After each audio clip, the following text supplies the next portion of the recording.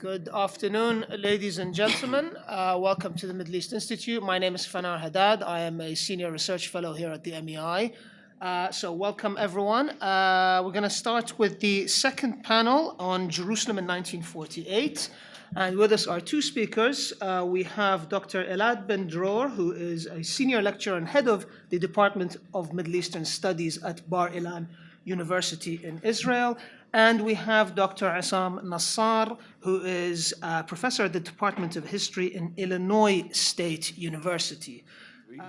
In the past millennium, I can recall two, when there were a change of population in the city. The first would be during the Crusader Wars, and the second would be in 1948, when Palestine ceased to exist and the State of Israel emerged as the only state in historic Palestine, and the rest of Jerusalem was annexed by the country of Jordan, or the Hashemite kingdom of Jordan. This is my premise. Now, following up on this premise, Jerusalem, like many other places in the modern age, in the 19th century, was part, well, not like all cities, but it was part of the Ottoman Empire. And like many other places in the Ottoman Empire, the tide of times changed the nature of the city.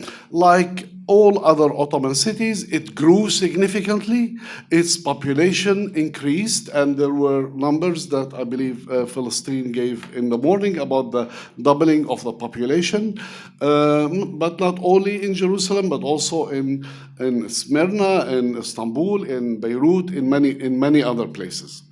And naturally, with the developments connected with the entry of the city into the age of modernization, the city expanded beyond its historic walls from the kind of later part of the first half of the 19th century. So by the end of the Ottoman rule, the city was as we can see, how do I change? Do I have a... As you can see in the map over here, this is the old city of Jerusalem, but now the old city of Jerusalem over there, do I have a pointer on top, is it?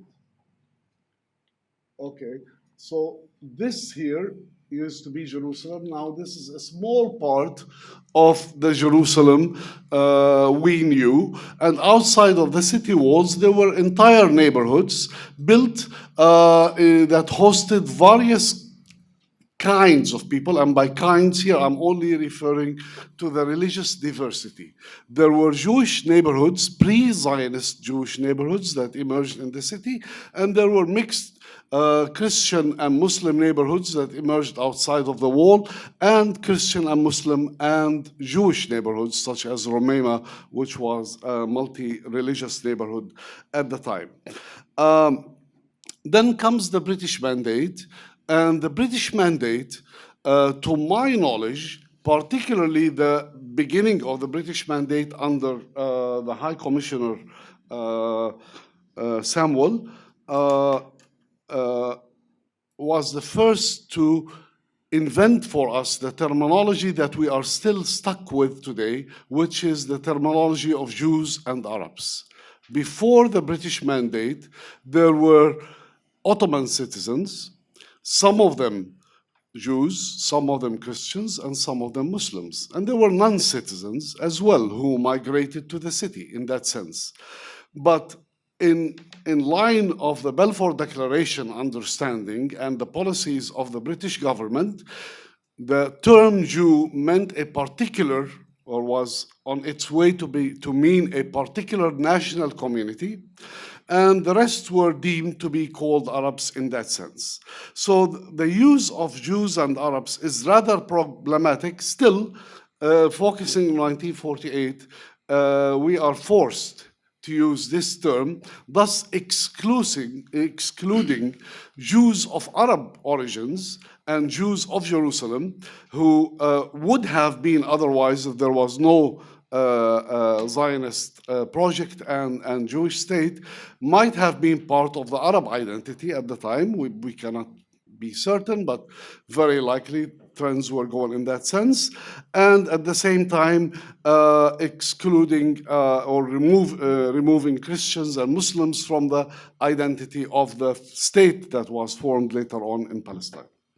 Now, we come to 1947, and my colleague already outlined what happened and the nature of the Partition Plan, which talked about the corpus separatum for Jerusalem. An important element of the UN Resolution 181, which is deemed as or called the Partition Plan, including for the corpus separatum, but also including all of historic Palestine, that it did not actually talk about moving populations, but talked about sovereignty. So a Jewish state and an Arab state would rule in certain areas, and the international regime would be set in another area, or a third area, the area of Jerusalem, but no transfer of population was envisioned. The plan was based on the fact that the majority of the Jews of Palestine would end up in the Jewish state, and the Arab state will have the majority of the Arabs of Palestine, that is the non-Jewish residents of Palestine. But there would be Jews in the Arab state, and there would be Christians and Muslims in the Jewish state. So that was the ethnic cleansing, so to speak, was not envisioned in that sense. Now, as has been highlighted earlier, of course, the State of Israel was created in May of 1948 after the termination, or maybe a few hours before the termination of the British mandate in Palestine. And the city of Jerusalem and the UN failed to implement its plan for Palestine, including its plan for the corpus separatum, as my colleague already highlighted. Instead, battles started to emerge in Jerusalem before the declaration of the State of Israel and before the entry of Arab armies in Palestine.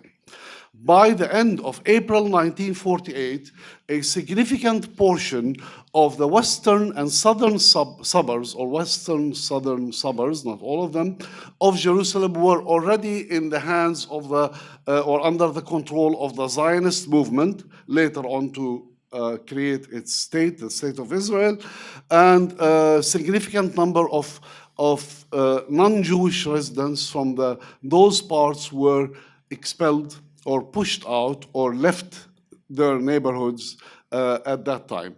And the battles raged within the old city. They were not battles between the Arab armies, invading Arab armies, so to speak. Particularly in this case would be the Arab Legion or the Jordanian army, but they were taking place between local militias, particularly Palestinian militias formed under the auspices of various groups, but I think the most important of them was Al-Jihad al-Muqaddas army, which defended the old city, particularly from the Zionist attacks on it. And only after the entry of the Arab armies, the Jordanian army, which stood only on Mount of Olives to the east of the city, with its commander, Glob, known as Glob Pasha, but I forgot his first name, I'm sorry. John, announcing clearly that he has no intentions of violating UN plans and entering Jerusalem. So the Arab parts of the city of Jerusalem, at least the old city particularly, survived under Arab control because of the local fighters within the city. And then when the Jordanian army entered the city, or the Arab Legion, its first act was to disband the Palestinian army known as the Al-Jihad al-Muqaddas and to collect their arms at the time. So I'm mentioning this not to condemn Jordan or far from it. I'm mentioning this to take the element of states fighting over a space out of the picture, because there are indigenous people whose lives are heavily influenced, and we cannot just simply reduce it to this is the Jordanian position and this is the Israeli position. I mean, there are these positions, but there were people who did not want their city, or at least parts of their city that they were able to defend, to fall to the control of a newly created state that does not represent them. And I think that is a very important element. Now, I'm going to focus on the fate of the Arab neighborhoods that fell under Israeli control, or first Jewish Zionist control from late April, and then later on under the Israeli control at the time. Now, after the official partition of the city was divided, and in the western part, it fell under Israel's control, and in the eastern part, it fell under the Jordanian control. And a border was erected with one crossing point that we see over here, and that crossing point is known as the Mandelbaum Gate, named after a Jewish philanthropist who lived in a particular home. It was not his home anymore, but it became the headquarters of the international forces. And only foreign diplomats were able to cross back and forth between the two sides of the city. And on occasion, Christians from within the boundaries of Israel were allowed to cross and visit on holidays, Christian holidays, the eastern part, the Holy Sepulchre and other parts, and return. But for the most part, this, for the population of the city, this gate was a one-way road through which Palestinians would leave from West Jerusalem, never to return. At the time, and I'm talking here, I'm talking about more than 30,000 Jerusalemites who ended up on the eastern side of the city. But I'm also talking about the history of my own family, who only left in 1951 after not being able to take it any longer, being in the minority in their same neighborhood with strangers as their neighbors. This is another picture of, unfortunately, oh, sorry. I'm looking at both things here. So where do I direct it? Oh, I actually moved here with my screen a few times. So this is the Mandelbaum Gate. This is the crossing point. And I'll skip this one. Now, based on my research, I was able to collect, and some were already published, memoirs of Palestinians who remained in the western part of the city, who wrote about their lives in the period spanning, April, May 1948 up to the early 50s. And among those, we have two notable ones that I've used heavily. One is published, and it's called The Armenians of Jerusalem, very benign title, but really the memoir is about Palestinians who remained in the western part of the city under Israel control, and it's written by an Armenian Palestinian from West Jerusalem at the time, whose name is John Rose. And the second one is unpublished, will be published shortly in Arabic, and it is by Jirias Salti, who remained in his home in Al Baqa neighborhood of the city, which fell on April 26, 1948, eventually to the Israeli state, eventually. Both document lives and hardship of Palestinians at the time. The memoir of Salti, we find, it's written the only part of the memoir that I was able to find. Actually, sorry, I say memoir, it's not a memoir, it's a diary. He wrote daily in his diary what was happening with him.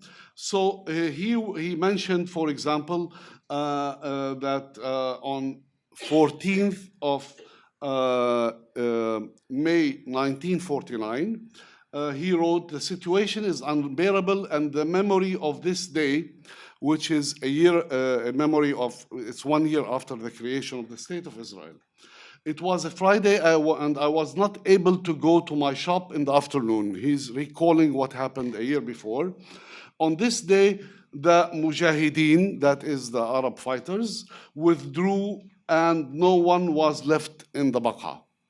Uh, we have photographs, and I do use photographs in my research as some sort of historical documents. And we have, this is a photograph from the attack of the Palmach, which is a Zionist organization, and I'm sorry, thank you. How do you do this? Oh, here. On the village of Ain Karim. The village of Ain Karim was a Palestinian village, an Arab village in the terminology of the time, that was under Israeli control, and it was depopulated. Its population was forced out.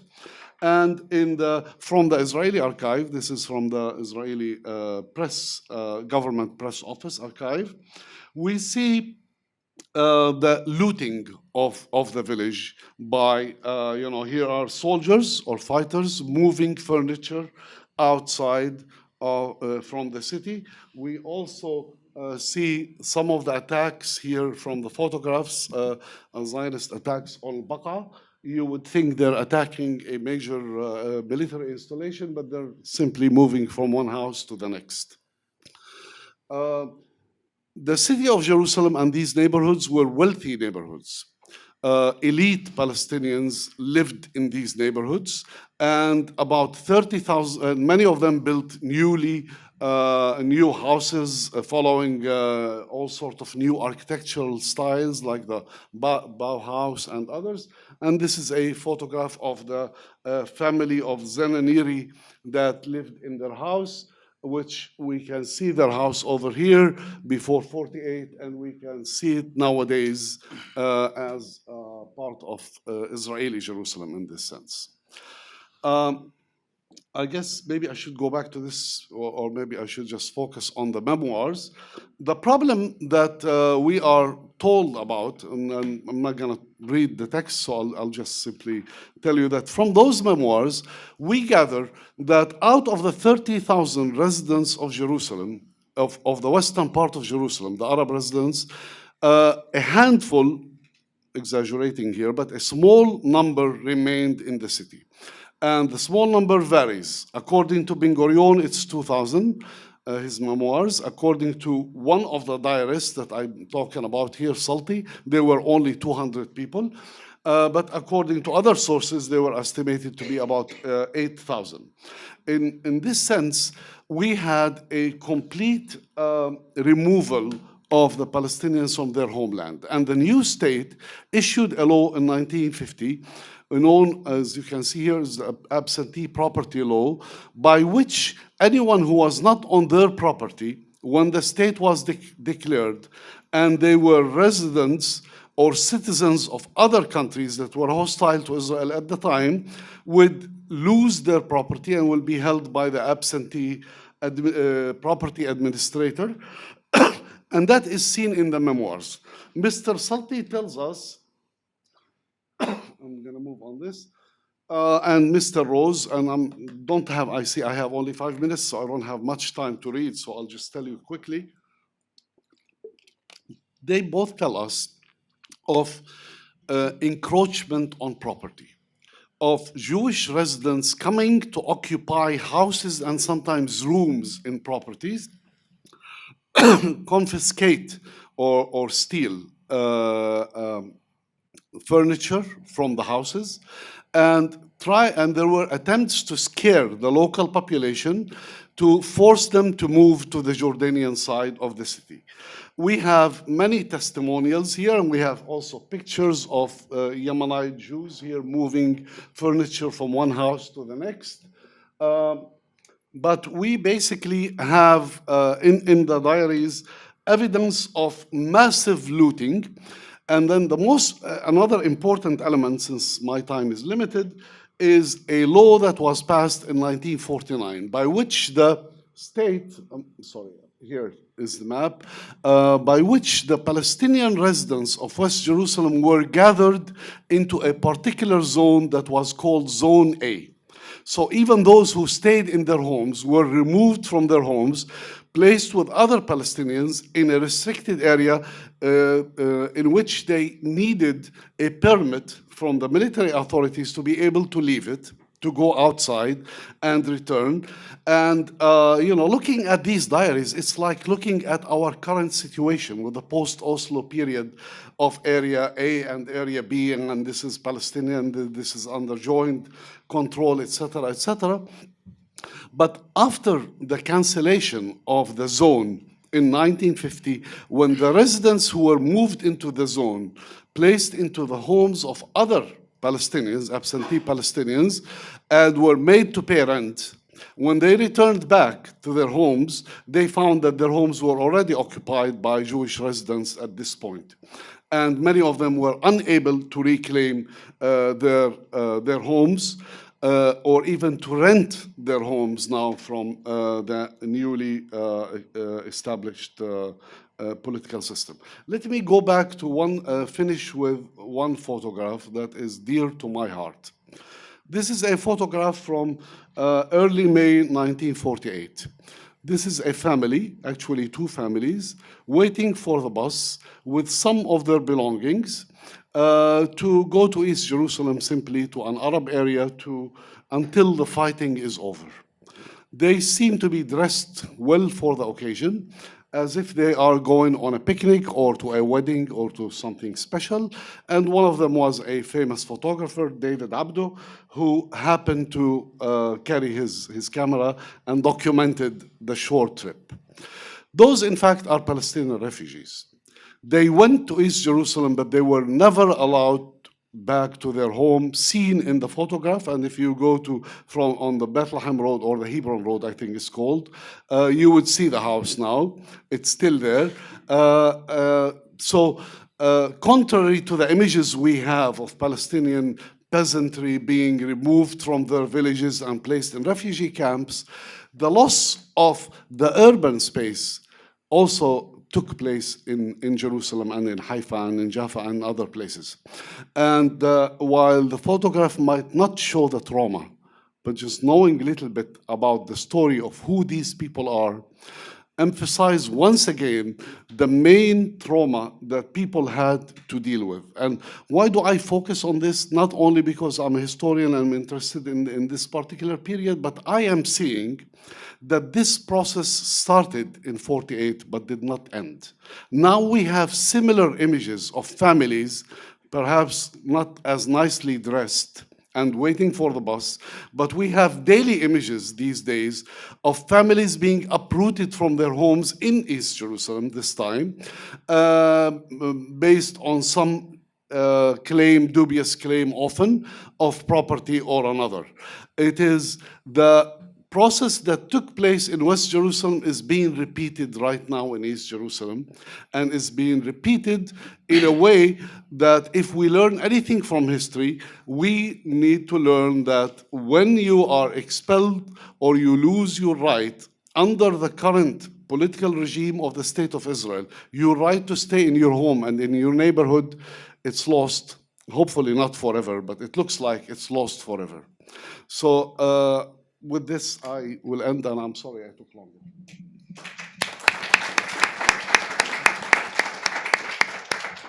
Thank you very much to both Issam and Gilad for excellent. Thank you. Oh, sure. I think this one works as well. Yes, it does. Thank you to both panelists for excellent presentations. I have my own comments and questions, but I won't hog the stage, so I'll open it up straight away to the floor for comments and questions.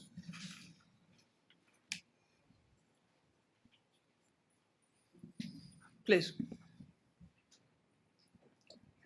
Yeah. Thanks. Just a minor remark.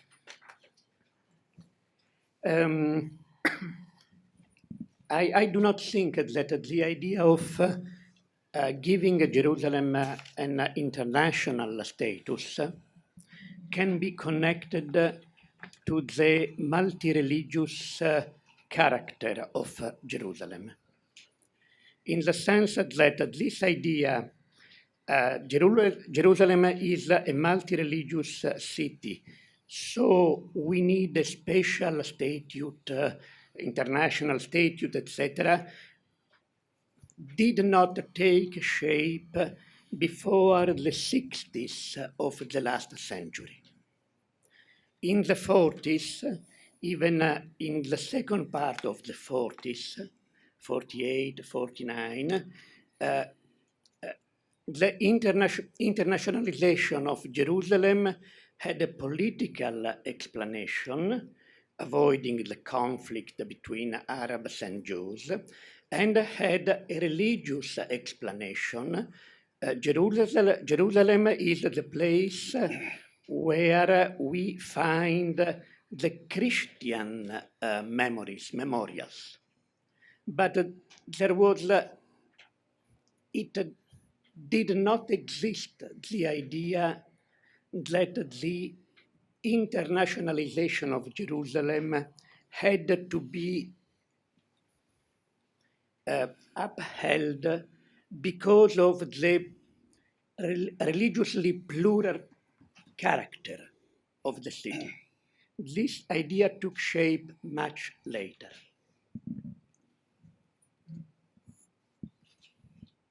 Any other questions, comments before we hand over to our speakers, please, sir? I'd like to thank both the speakers, Mr. Bendror and Mr. Nassar, for their comments.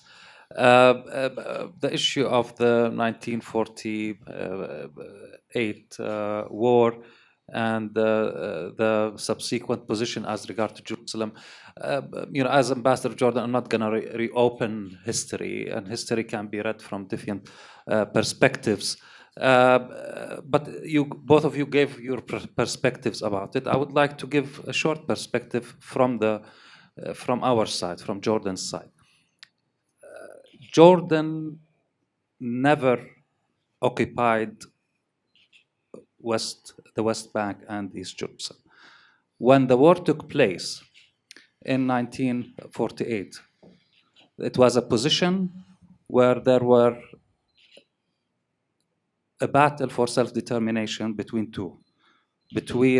the Zionist movement, which claimed self-determination, that it is exercising it through the implementation of the 181 resolution, and the position that of the Palestinians and the Arabs in the whole of Palestine, that essentially this is where they exercise their right to identity.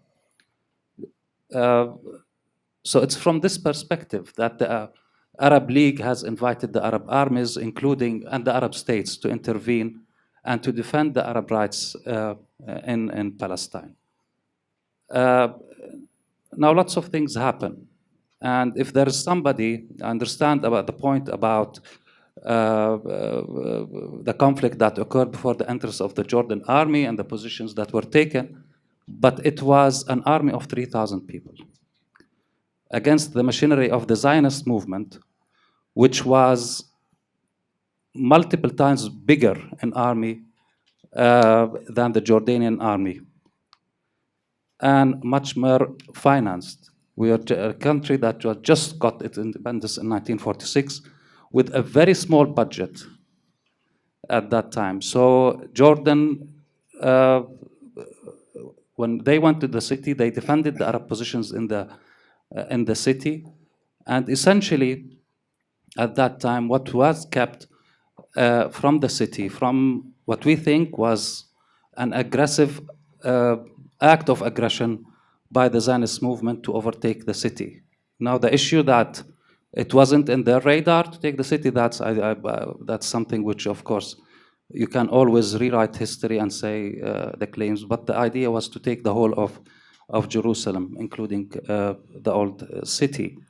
And the battles that occurred there is our witness of what the Jordanian army has done. Now, legally, in 1950, there was a unification between the East and the West Bank. And that's a big difference when both the Palestinians and the Jordanians decide to establish one state by which the Palestinians exercise their right to self-determination. A government was established composing of both East Bankers and West Bankers. A parliament was established as such, composed from East Bankers and West Bankers. So it's a reflection of the exercise of Palestinians of the right of self-determination as such. And even the Declaration of Unity, and there's lots of writings about it between the two states, said pending the creation of the final status of resolution of the Palestinian situation. So it wasn't something which is essential that Jordan occupied the West Bank and East Jerusalem. It is an exercise by both the Jordanians of Palestinians of the Palestinian right to self-determination. So this is my point. Thank you. Thank you. Well, perhaps you'd like to respond, particularly on the issue of internationalization. I think that was a direct question to yourself. I wonder whether the rationale behind internationalization and whether it actually matters, does one not automatically lead to the other? I mean, whether we're protecting religious communities or whether this is a political solution, beg your pardon, a political rationale or a religious rationale, doesn't one feed off the other? I mean, isn't that a circular argument? But perhaps, Elad, this is your field. We spoke in the morning about the attitude of the Vatican in this period. The Vatican still in our days not open the archives. So from my point of view, and you are the specialist, but the Vatican operated like neutral, but behind the scenes encouraged many states to and many leaders, and I think to push the UN to the internationalization. It's not all about religion, but control the holy sites, manage the holy sites, and I think this was the real attitude of the Vatican. And we as I mentioned, the Pope day before the vote about the resolution ordered the states to adopt to be for this resolution. So I think this is the attitude of the Vatican, and I agree that we don't know exactly. We don't have the documents and so on. And for the ambassador, just one point. I think we need to give a credit to the Arab Legion in '48, because let's take the Jewish quarter that the IDF tried to conquer again and again, and it didn't succeed. And the conclusion of Ben Gurion after the war, for years, was in Hebrew. He said, "B'chia ledorot." We are generations will cry, why can't we conquer this Jewish quarter, and of course the Western Wall? And so we should give this army credit. Wasn't so weak. Comments from you, Issam? Yeah, I'll comment on the what the ambassador, Mr. Ambassador, pointed out. I don't disagree, and I think the Jordanian army defended Arab parts of Palestine according to the UN Partition Plan effectively in many cases, and it continued until the occupation of 1967 to engage and to defend parts of the West Bank and the city of Jerusalem through conflict or skirmishes sometimes. And we know of Israeli attacks on the village of Dawaime and Samoa and others. my point, and of course I'm aware of the Palestinian decision in the Jericho conference in which Palestinians accepted or voted, or I don't know what's the right word, invited King Abdullah to control the eastern part of Palestine, later on to become known as the West Bank, which happens to be a terminology, Jordanian terminology for the state that as it emerged after that unification. My point was not about this. My point was that until the official Arab entry, which was May 15th, 1948, before that, the battle in Jerusalem, the significant battles in Jerusalem, in the context of the larger Jerusalem, took place before that. And the situation was already on the ground clear that western part of Jerusalem fell to the Zionist organization of the Haganah and Palmach and others, and that the other side, the eastern part, was in the hands of the Jerusalemites or the Arab forces, the local Arab forces. Regardless of what was the official position of the King Abdullah I, at the time, the Arab Legion was actually led by British officers. And from his memoirs, John Glob clearly stated that he was not willing to enter into any area that was not designated part of the Arab state by the UN. Although Jordan rejected officially the Partition Plan, the leader of the army, the British leader of the army, and he was representing the British, though he was the leader of the Jordanian army, which was still under the auspices of the British army at the time, was not willing to enter into Jerusalem. So my comment about the Jordanian army coming to collect the arms of the competing fighters of Al-Jihad al-Muqaddas is not really about the position of Jordan, but more about the role of the continuous role of the British, in this case, under the guise of the leadership of the Jordanian army on the ground, and not the Jordanian government.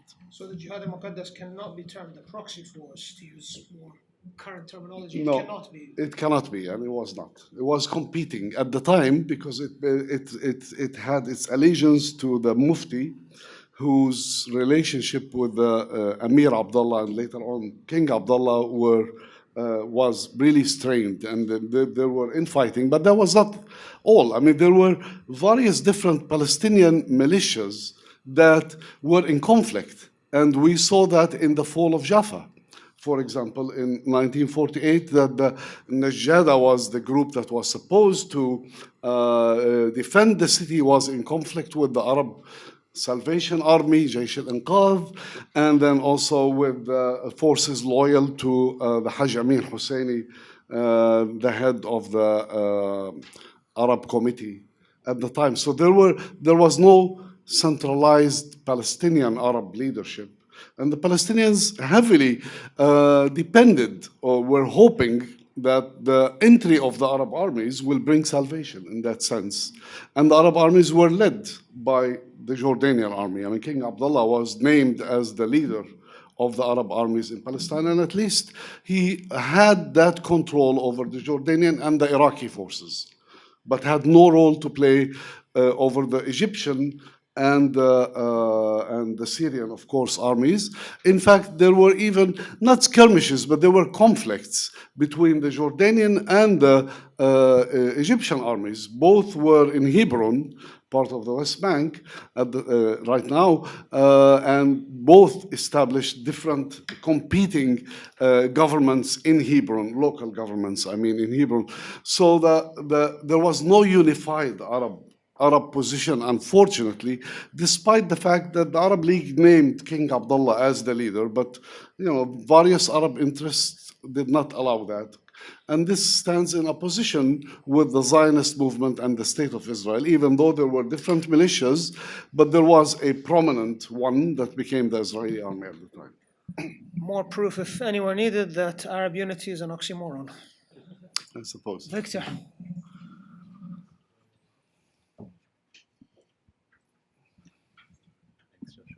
I've got a question for Elad and Issam.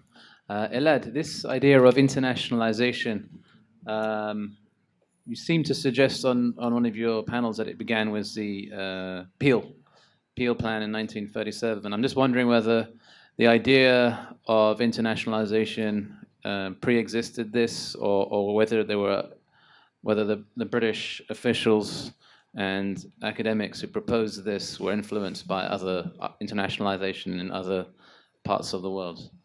And my question for Issam is about 1948 Jerusalem.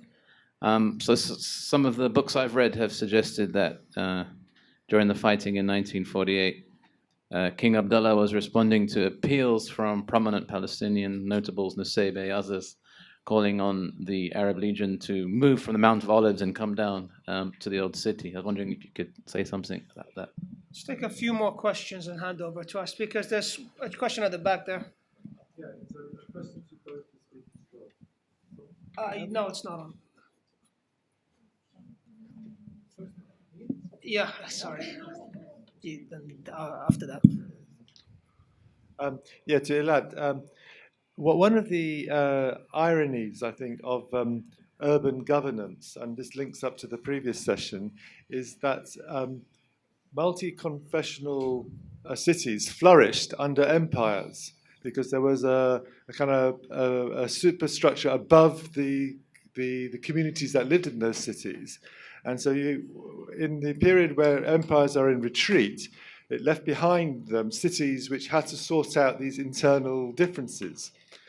And when you talk about the internationalization of Jerusalem, what we see here is a sort of a rational, legalistic attempt by the world community to replace that superstructure of empire over a city to somehow organize the communities in a way that it can accommodate.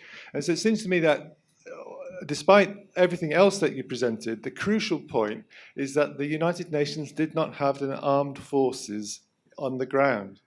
Would you agree with that position or not? That's my first question to you. And to Issam, it's really fascinating, that historical work that you've done. It's, I did not realize there was all that material there. It's really, really interesting. I wonder if I could link your research to the contemporary situation. Palestinians living inside East Jerusalem are under pressure a lot to vote in the municipal elections, to participate. And at the moment, there's pretty much a 95% boycott of the elections, perhaps 90%, because they do not want to legitimize the Israeli municipality by participating in the vote. And one of the arguments I understand in this debate, whether they should vote or not in Israeli municipal elections, is that if there were elections and Palestinian councillors sat in the municipal council, how could they work in that council and not do something about the Palestinian property in West Jerusalem? How credible would they be as Palestinian councillors when they did not ask about their grandparents' home across the road or down the valley? And they would therefore not have any credibility in their community if that wasn't an issue. So in a sense, the Israeli pressure to influence Palestinians to participate, thereby legitimizing the council, may in fact work against the Israelis, because they would raise this whole issue of this property that was acquired in 1948. So I wonder if this is sort of this research will feed into that debate in that sense, because you'll be providing evidence for that kind of discussion. Thank you. Dr. Manah. Okay, two short notes, one for Issam and the other for both of you. Issam, it seems that the killing of Abdel Kader in April ended with the dissolvement of the Jihad al-Muqaddas, and then the Israelis could take over. So much has happened due to the killing of Abdel Kader in the castle.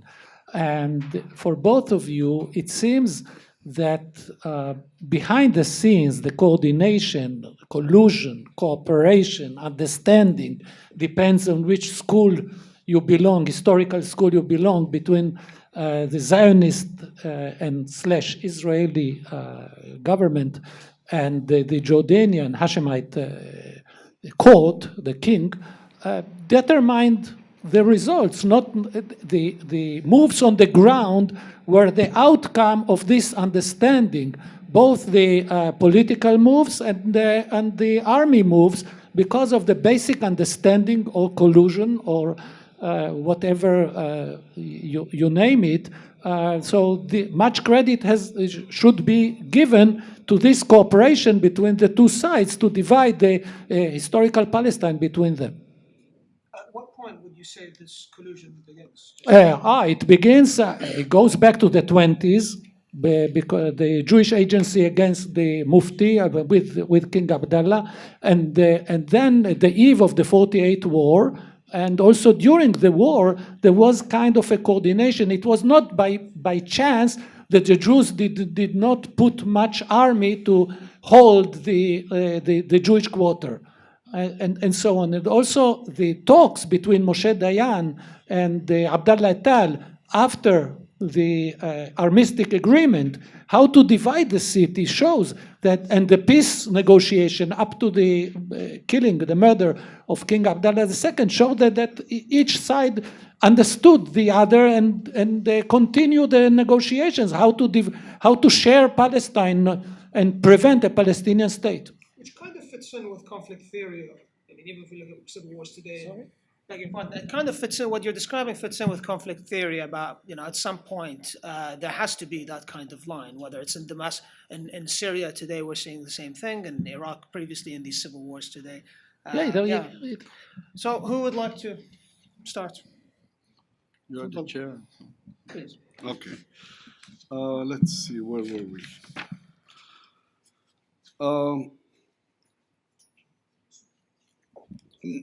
To make, well, it's an interesting point that you raise about the Municipal Council, and I have to admit I haven't thought about it or thought how my research could link with it.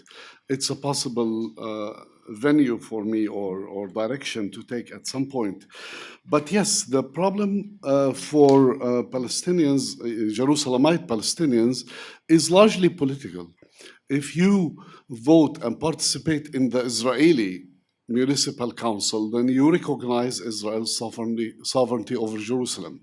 Though they know that probably services, at least garbage collection, if nothing else, would improve if they participate, and I'm not sure about that. I don't know to what extent, and I'm not saying they should, but if the Palestinians participate, the Jerusalemite Palestinians participate in the city council, I'm not sure to what extent that will enable them to discuss issues of property, since the issue of Jerusalem is really decided by the Israeli government. True that the city issues demolition orders, acts on certain things, but the larger political issues, it's not the Jerusalem municipality that confiscated the property of the absentee Palestinians or created the office of the absentee, what is it called, the holder of the absentee property, or who later on sold those homes to private owners. So the problem really lies with the Israeli government and the expectations. I think if the Palestinians in Jerusalem think about this issue, they probably would conclude that they will have very limited role to play in reclaiming the lost property in 1948. On the Manahem, for sure, I think historical evidence clearly suggests that you're right, that the murder of the leader of the Jihad al-Muqaddas army was pivotal in the fall of parts of Jerusalem to Israeli control. Both in relationship to the demoralization of the military force, which to start with was very disorganized, but at least had a charismatic leader to some sense. And actually, historical evidence suggests that there were acts of complete stupidity that you cannot think about today. Like the fighters themselves abandoned their positions to go to the funeral. And during this period, the Zionist forces, used this opportunity to, on the Jordanian Zionist, I mean, there, of course, before the creation of this state of Israel, whether the Jewish agency or the Zionist movement had contacts, not only with neighboring governments, but also with Palestinian communities in some sense or another. And on a local level, we had agreements between village leaders and neighboring kibbutzes, usually for, that will not attack you, you will not attack us. Of course, most of these agreements proved to be futile. As we know, Sheikh Monis is not there anymore, although they signed an agreement with Tel Aviv, etc. And there were high-level contacts between the Jewish agency and later on during the negotiations between the Israeli representatives and Jordanian representatives. And I think, as my colleague Elad illustrated, if I understood his paper correctly, both after May 1948, Jordan and Israel clearly wanted to maintain the status quo. Neither side was willing at that point to go back to the partition plan or even to think about the possibility of Palestinian self-determination. And there was an official position by both against the short-lived attempt to create a Palestinian government in Gaza, the all-Palestine government at the time. But that is, I think, a historical debate that I don't want to get into too much.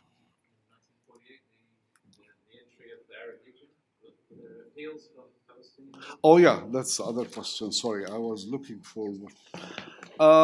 Yeah, there were appeals. I've seen writings on this. I haven't seen the. There were appeals to the Arab armies and particularly to the Arab Legion to enter in order to protect Jerusalem. So I'm not saying they came as invaders. On the contrary, the Jerusalemites wanted the Jordanian army to be in there and to take control and to help perhaps reclaim the areas they lost at the time. There were strong relations, of course. I mean, East Jordan, after all, until 1946, was and had open borders with Palestine and was under officially, it had its own government, but it reported to the Palestine government in Jerusalem at the time. So it was not seen as a separate entity, except by the British, except for the issue of the Jewish settlement or colonization. There was a clear position that no Jewish, or the Balfour Declaration does not apply to the area east of Jordan River. But on all other matters, the Jordanian and the Palestinian sides were basically one people, working together. There were competition between the leadership or certain leaders. There were pro-King Abdullah or Amir Abdullah before that, parties in Palestine that worked closely with the Jordanians, as well as others who were against any Jordanian role in Palestine. Thank you. So, Yeah, I will start with the question of Menachem, and we're talking about it, about the return to 48 war in the Arab Legion. It is true that from the beginning, the idea wasn't to conquer Jerusalem and the British managed the Legion, but the high officers in the Arab high officers in this army push their officers to get to Jerusalem. and I just Kamal Ariqat and Abdullah Tal for sure, yeah. just met in Amman last year, the son of Abdallah Tal, and Abdallah Tal memoirs detailed this story that the Jordanian soldiers told to the British high officer, "We will kill you if you. So you should come to Jerusalem." So it's not just the British; it's ongoing story. And I think that there was understanding between Jordan and Israel, but not about Jerusalem. Why? Because Jerusalem, there was the plan of the internationalization, and we can't know what will be. So in the beginning of the war in Jerusalem, there was a cruel war between Israel and Jordanian. It is true that after the first stage, there was like a status quo and so on. Regarding the question of Victor, the Peel Commission came with its own idea, so there was the explicit arguments that we want to give our good services to the world and about the holy places. We will be the guard of the holy places, but of course also the British wanted to stay in Palestine and to hold there like a compound with the corridor to the Mediterranean Sea, as we saw. About Professor Damper, the idea of the UN, it connected to the decolonization. Yeah, I mean beforehand France and British and Empire and so on, and the UN should replace them. This is the basic idea of the UN. And if the UN had sent, let's say, 10,000 soldiers to Jerusalem and had implemented this internationalization, then it would have taken place, I think, from the point of view of the international community. It could be great contribution of the UN to the stability of this region. But as you mentioned, and I said it again and again, they couldn't. They just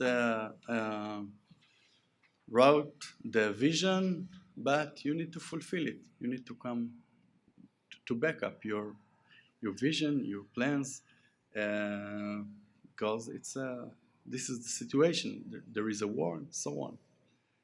So, can I add? Would you allow me to add something? Sorry, I did not look carefully at my notes, so now I see your question. Your question was not to me, but was to Elad. But I am gonna venture and on the question of internationalization of Jerusalem, and this is not based on any research, but based on my understanding of colonial imagination. I will connect it with Palestine's presentation. I think the minute the British came to Palestine and to Jerusalem particularly and established an administration which first was under the auspices of the pro-Jerusalem society, that Jerusalem is not a living place but a monument. that needs to be preserved, and therefore, the pro-Jerusalem Society had a plan that Palestine outlined, and it was all about Christian sites, Muslim sites, Jewish sites, the historical character of the city. I have a feeling it's very possible that this same mentality persisted, and this same mentality of not seeing the city as a living space, as opposed to, say, Ramallah or Jaffa or Tel Aviv or any other place, that mentality must have persisted somehow in 1947, where Jerusalem was seen as something very special, ought to be preserved. I mean, if they thought otherwise, they would have easily recommended the partition of Jerusalem or the inclusion of Jerusalem either into the Arab or Jewish state, because after all, holy sites don't have to necessarily be connected with sovereignty. They could be in the Jewish state, but holy to the Muslims and the Christians, or they could be in the Arab state and holy to the Jews and others. But that possibility was not seen. To them, there was this museum, I think, that they needed to preserve. But of course, this is just thinking of what. Yeah. The reason why I was asking the question is because international, you go back to Sykes-Picot, the idea of an international zone. And I think in Europe you had Memoir, Danzig, later on Trieste. I think, I'm not hot on Chinese history, but there were also international Shanghai, there were different zones there. So I'm wondering whether there is in fact a broader teleology here or about internationalization than just looking only at Palestine, whether these ideas were coming from places. Well, the corpus separatum idea, and I don't recall now when exactly, but it was floated, I forgot, is it in Croatia? Yeah. No, but as an idea separate from our situation. Trieste, exactly, yeah. So the concept was there somehow already. It goes back to the Questione Romana, the Roman question. After the unification of Italy, there was the problem of the Vatican city. Yeah. And among many other proposals, there was the proposal of making the Vatican City some kind of international city. So already in the second half of the 19th century, there is the idea of an international city, not applied to Jerusalem, but applied to Rome. To the part of Rome which is closer to the Vatican. That was the origins. How back then? I'm just very curious. How would an international city work back then in the absence of an equivalent of the United Nations? In the absence of an equivalent of the United Nations, who would regulate this internal? How was the international city imagined back then? There was some kind of agreement between the different Catholic states providing. The idea was some kind of agreements between different Catholic states providing a statute, an international statute protecting the Pope and the Catholic institutions of the city of Rome. That was the idea. This is what the Vatican is proposing to do. The Vatican has some similar idea of an international statute for Jerusalem. Not for Rome anymore. My assumption is that the Vatican dropped this idea. It had it before, but now the Vatican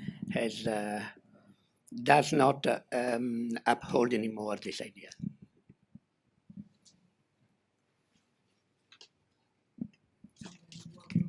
Yeah, sure. Sorry about that. Any more questions? We've got about 5 minutes. So if there are any final questions, comments? Perhaps our speakers would like to round up? No, I don't have anything else to say. Testament to a comprehensive set of presentations and discussions. Thank you both to Elad and to Issam. Please join me in thanking our speakers. Thank you.